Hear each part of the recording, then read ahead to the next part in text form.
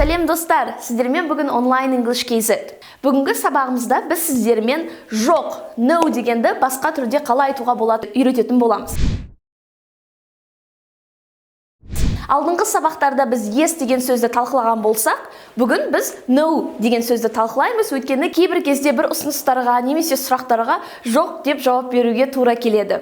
Бүгін сіздермен ағылшын тілінде жоқ дегенді ресми және бейресми түрде қалай айтатын үйренеміз. Ал бірінші ресми түрден бастайық. Жоқ, no.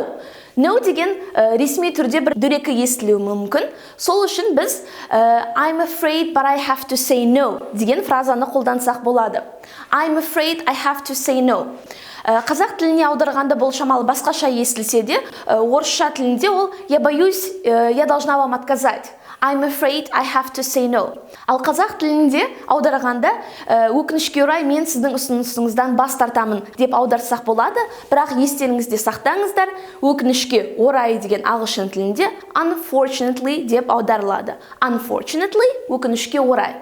Бірақ осы фраза I'm afraid I have to say no өкінішке орай мен сізге жоқ деп жауап беремін деген білдіреді. Ал екінші сөз ресми түрде I appreciate the offer, however. I appreciate the offer, however. Мен сіздің ұсынысыңызды жоғары бағалаймын, алайда деп неге сіз ол ұсыныстан бас тартатыныңызды айтасыз. I appreciate the offer, however. Ал енді бейресми түрде жоқ деп қалай жауап беруге болады? Ол өте оңай. Бірінші жолы no деп айтсаңыз да болады, бірақ nope деген өте әйгілі фраза, оны өте көп қолданылады. Дәл no деген сөздің мағынасын білдіреді. Nope, nope, I don't want to go. Ал екінші фраза nah. Например, сіз айтасыз ғой, жоқ, бармаймын. Дәл сол түрде ағылшын тілінде nah, I don't want to go. Nah.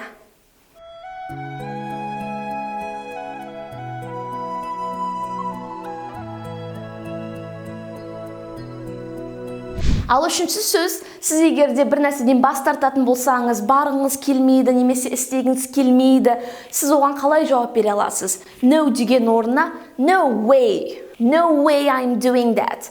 Мен ол істі мүлдем істемеймін, менің істегім келмейді деген мағынаны білдіреді. Ал достар, осы сөздер сіздердің күнделікті өмірлеріңізде көмектеседі деп ойлаймыз, and you are going to use them for your everyday English. Goodbye.